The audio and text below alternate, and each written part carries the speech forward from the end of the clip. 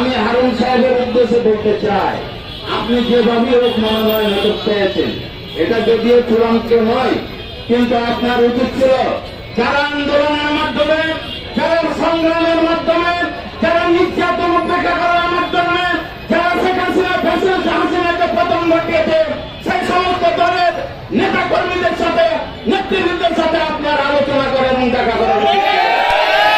আপনি করেন, এটা অত্যন্ত দুঃখজনক। তাই ভাইয়ের আমি বলতে চাই, আমরা ধানের শীষের লোক, আমরা ঐক্যবদ্ধভাবে আমরা বিএনপিকে করবো এবং আগামী দিনে নির্বাচন করবো।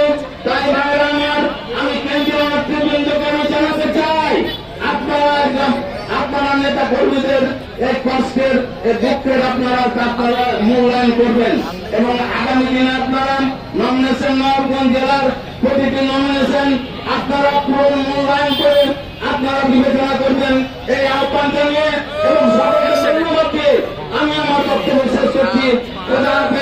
বাংলাদেশ জিন্দাবাদ।